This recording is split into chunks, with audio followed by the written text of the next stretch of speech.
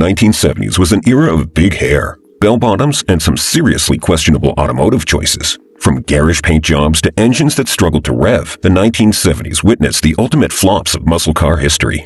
So, which iconic models failed to live up to their roaring reputation of their predecessors? Strap in as we rev our engines to journey back in time, reliving the automotive nostalgia to reveal the 10 worst American muscle cars of the disco decade. Number 10. Ford Mustang II King Cobra. Ford Mustang was technically a pony car, but back in the day, it tried to muscle its way into the big leagues. Enter the second-generation Mustang, born out of a desperate need for more fuel-efficient rides. Lee Iacocca, the brains behind the downsized wonder, was playing the cards he was dealt, and let's just say it wasn't a winning hand. When it came to power, well, let's just say it was just about as impressive as a snail in a foot race. Even the top-of-the-line 4.9-liter Windsor V8 could barely muster a measly 142 horsepower. Yeah, you heard that right. And don't even get us started on the King Cobra. It might sound fierce, but it's more like a kitten with a fancy collar. But hey, despite its lackluster performance, the Ford Mustang II managed to sell over 1.1 million copies from 1974 to 1978. Talk about a triumph of marketing over muscle. Plus, it even snagged Motor Trend's Car of the Year in 1974. Go figure. Number 9.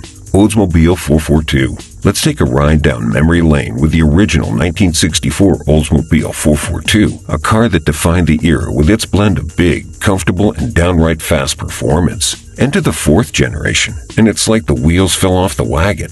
Sure, Chevy's faithful 305 V8 was still hanging around, but it was about as lively as a sloth on a Sunday morning, churning a measly 160 horsepower. Talk about a snooze fest.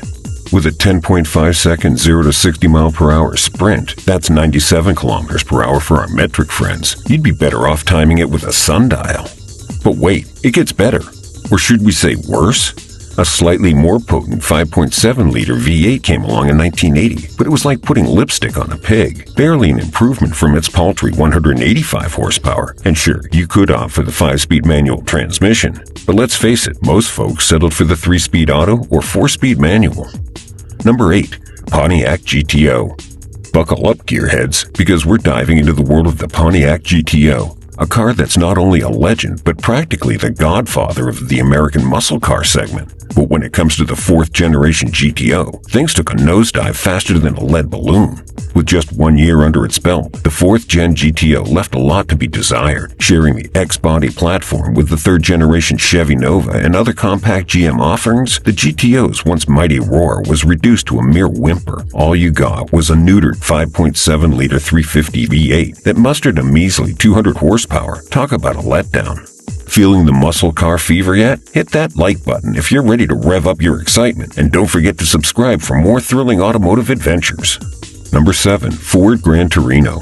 The mid-1970s, a time when muscle cars still roared despite the tightening grip of emission regulations, and leading the charge was none other than the Ford Gran Torino, a beast that towered above the competition for its size, luxury, and unmistakable presence. Forget the Mustang, the Gran Torino was the heavyweight champion of Ford's lineup, boasting a range-topping engine that would make your heart skip a beat. We're talking about the mammoth 7.4-liter 460 V8, a powerhouse that once roared with over 400 horsepower in its heyday. Talking about performance, this behemoth of a car may have looked like it could fly, but in reality, it was more of a heavy, lumbering boat. Clocking in at a leisurely 9.6 seconds for the 0 to 60 mile per hour sprint, the Gran Torino was far from the speed demon it once was. Number 6. Chevrolet Camaro. The Chevrolet Camaro hit the streets in 1970 with all the promise of American muscle glory. But as the years rolled on, things took a turn for the worst, and fast. 1971 rolls around, and suddenly the once mighty Chevy V8s are feeling more like kittens than roaring lions. With each passing year, the performance of the Camaro seemed to dwindle until it hit rock bottom in 1975. In a cruel twist of fate, the most powerful engine you could get in a second-gen Camaro was a lackluster 5.7-liter V8, that's 350 cubic inches, churning out a measly 145 horsepower. Yeah, you heard that right. Talk about a disappointment. But there was a glimmer of hope in the form of the optional Z28 package, which promised some performance enhancements, yet even with a slight bump in power to 155 horsepower. So what does this all mean for performance? Well, buckle up, because the 0 to 60 mile per hour sprint ranged from a sluggish 10.5 to a downright painful 12 seconds depending on which transmission and package you opted for. Number 5. Dodge Charger. One of the most iconic American muscle cars of all time was the Dodge Charger, but even this legendary beast wasn't immune to the woes of the oil crisis. Sure, you had your choice of engines, ranging from the 318 to the 400 cubic inch V8s, but don't expect them to pack the punch of their predecessors. In 1976, things hit rock bottom, with the range-topping 6.6-liter engine putting out a mere 185 horsepower and 285 foot-pounds of torque. Talk about a gut punch, but hey, at least you had your choice of transmission. Though the range-topping engine was mated exclusively to the 3-speed automatic, and when it came to performance, well, let's just say you weren't winning any drag races with a leisurely 0 to 60 mile per hour sprint in 11 seconds. The Charger was more of a cruiser than a bruiser. Let us know which muscle car has stolen your heart. Then smash the like button and subscribe to fuel your passion of all things automotive. Number 4. AMX. American Motors Corporation, AMC, decided to crash the muscle car party fashionably late with their mighty AMX in the late 60s. Now, if there's one thing you need to know about AMC, is that they always did things a little differently, and the AMX was no exception. With its unique styling that stood out like a sore thumb in a sea of Detroit's finest, the AMX made a bold statement from the get-go. But let's talk power, shall we?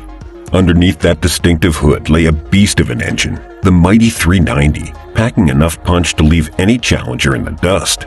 It's no wonder that the AMX became the holy grail of muscle car collectors everywhere, sought after like a buried treasure in the desert sands.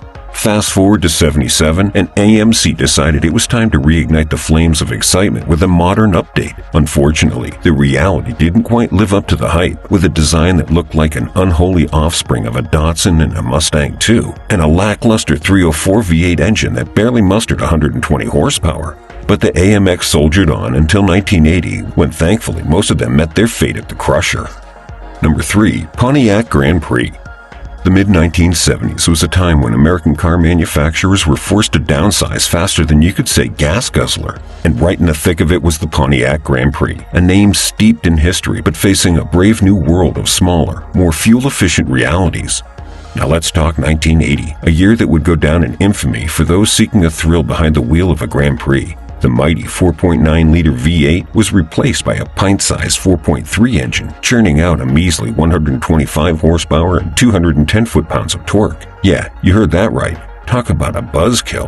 But in 1981, Pontiac decided to throw diesel into the mix with a 5.7-liter Oldsmobile V8 with a paltry 105 horsepower and 205 foot-pounds of torque. It was like adding insult to injury. Not to mention, it was expensive, unreliable, and about as quick as a snail on a stroll, with a mind-numbing 16.4 seconds 0 to 60 mile per hour time. Number 2. Pontiac Trans Am and Trans Am Turbo. Immortalized in movies like Smokey and the Bandit, this legendary ride may have captured our hearts on the silver screen, but when it came to performance, well, let's just say it was a bit of a letdown. 1978 rolls around and Pontiac unveils the Trans Am with the swagger of its on-screen counterpart, driven by the legendary Burt Reynolds himself. But alas, the reality didn't quite match the fantasy. Under the hood, the 5.0-liter Chevrolet 305 V8 was churning out a merely 125 horsepower and 245 foot-pounds of torque. And let's talk about performance, because the sprint to 60 miles per hour felt more like an eternity, clocking in at a sluggish 12.9 seconds. But in 1980, Pontiac decided to shake things up with the introduction of the 4.9-liter Pontiac 301 Turbo V8. Number 1. Plymouth Roadrunner. The original Roadrunners were the muscle cars that weren't exactly sleek, but boy did they pack a punch. Roadrunner was Plymouth's answer to the call for an affordable, no-frills muscle car experience. But as they say, with great power comes, well, a lot of quality control issues. According to Street Muscle magazine, the first-year Volaris faced more recalls than you could shake a stick at, earning them a spot in the annals of automotive history as one of the most recalled cars of all time. Now let's talk about Plymouth's attempt to recapture that Roadrunner magic with the Volare. Sure, they slapped on the Roadrunner graphics and stripes, But let's be real, did a car struggling to hit 100 miles per hour really need a rear spoiler? Unfortunately, the 1970 Plymouth Roadrunner, while boasting an impressive array of power plants, was constrained by certain limitations. The base model was equipped with a 383 cubic inch V8 engine delivering a respectable 335 horsepower and 425 foot-pounds of torque. For those seeking more muscle, options included the 440 cubic inch six-pack V8, churning out 390 horsepower and